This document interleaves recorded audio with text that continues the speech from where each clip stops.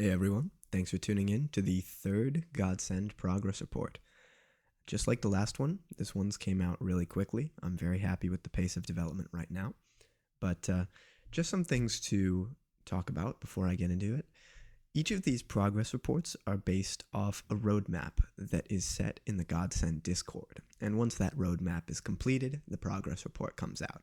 So if you guys are ever interested in seeing the roadmaps or seeing more live progress updates, maybe in detail sneak peeks of art and other assets like music, feel free to join the Discord server, which is linked in the description below. Anyways, just like last time, the graphics in this product will not represent the final release in any way. They are mostly for mechanical demonstration purposes. But without further ado, let's jump right in. For the first change, this one comes as just a simple logical upgrade in my battle system, adding a few things that weren't there before. Right now, this is in its very primitive state, but it works just the same as it will work later with a little bit of extra features. PvP is now possible. I've just set it so that right now, two players can collide and they'll start a PvP match. You can see that everything starts as you would more or less expect. The battle plays out the same as with an enemy. All the logic is pretty similar, just some extra stuff to allow players to, fight and all that extra stuff. They can only move to their side of the map and other things that would make sense. So this is very quick, very simple. Let's get into the meat of the update. This update brings about a lot of new interactions that are now possible. Here's the first one. So if we take a look at my inventory here, you can see that I've got 30 of these boss drops, my funny hat, and a basic sword, same as last time.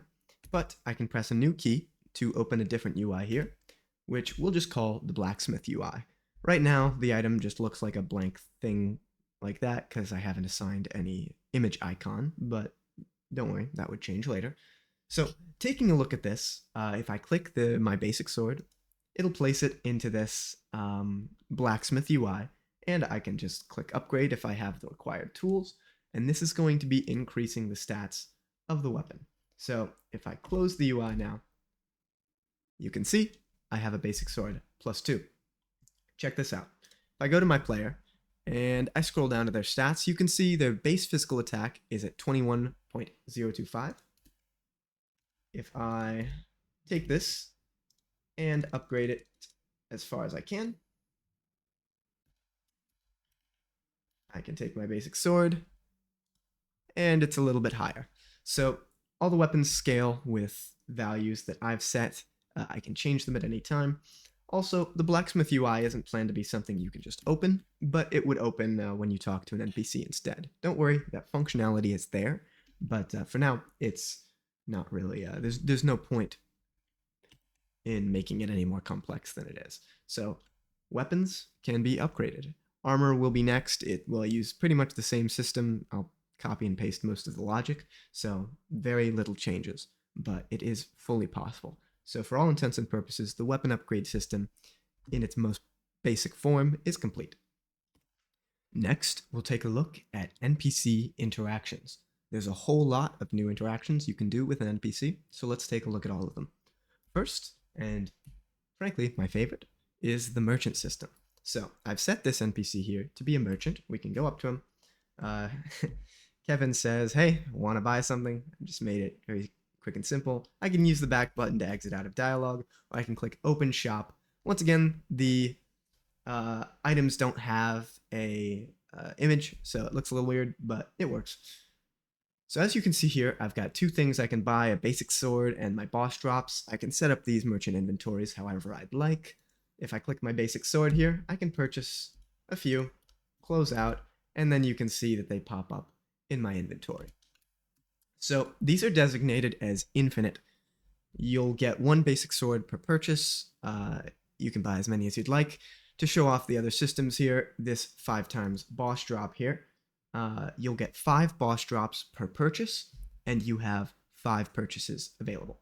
So if I click purchase, you can see the amount goes down to 1, and then it's gone. And if I reopen the shop, the state stays the same. So the player is tracking its own merchant inventory. With multiple players, they would all track their own merchant inventory. So it is completely client to client. which is unique from client to client, which is very nice. But yes, this works with any item. So merchants as a system are functionally identical to how they will look in the final release. So that is completely done. Let's take a look at what else the NPC interaction system can offer. All right, so let's get into the dialogue system of the NPC interaction now. Real simple, let's just start with a brief conversation. We say hi to Kevin, he gives us a line. If we click the screen, it goes to the next one. And then if I click the screen again, next one, very simple. If it's the last line of dialogue he's got, it closes out and you can restart it whenever you wish. As you can see, it shows his portrait down here, which is just one of the artworks I used for Godsend. So they were meant to be character arts anyway. So that's how they're going to be used if any of you guys were curious. But let's move on to more complicated dialogue stuff. All right, so now that we've looked at the simple dialogue system, let's look at branching dialogue systems.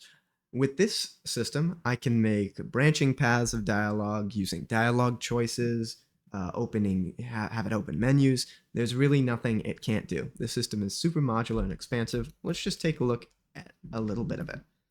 So I say hi to Kevin here. He says what he says. This picture's pretty cool, huh? You know, I can walk away, which will just close the dialogue. I can tell him, no way, man. And he's not a fan of that. And that'll close the dialogue as well. Or I can tell him his picture's pretty cool. Clearly he's got his own stuff going on, and that's going to give me another line of dialogue before things close down. Now, on each line of dialogue, there are separate conditionals and actions that we can take. So let's edit this just a little bit and see what happens. Okay, so I've added some basic conditions and actions to this next dialogue path. So for now, let me go in my inventory and just put on my 2 pieces of equipment. So all that's in my inventory are these boss drops. Let's go talk to Kevin. I'm going to select the I guess, like I did before. And he says I'd be even cooler if I had a funny hat. But it wasn't meant to be. Now, this time, let's take off my equipment here. And now that it's in my inventory, for the intents of this check, it will take a look. So let's talk to him again.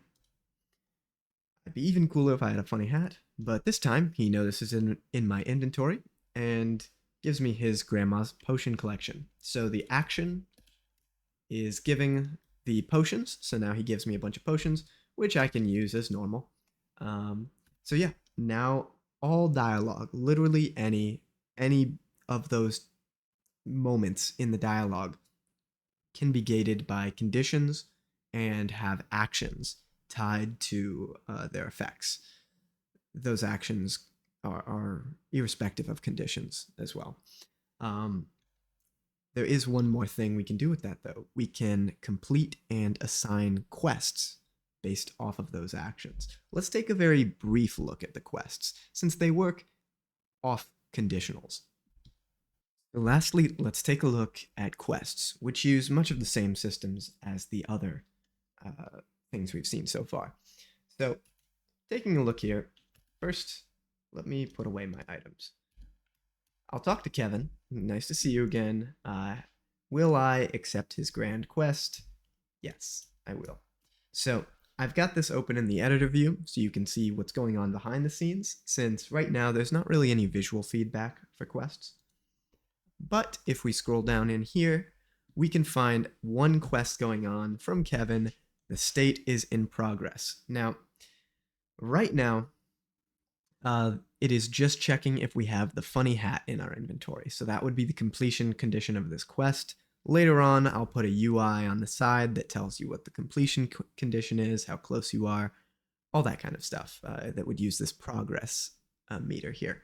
But all we have to do now is take it out, and then when we update our inventory, it checks again, and the quest is marked as complete. So now the quest is complete, but you still have to claim it.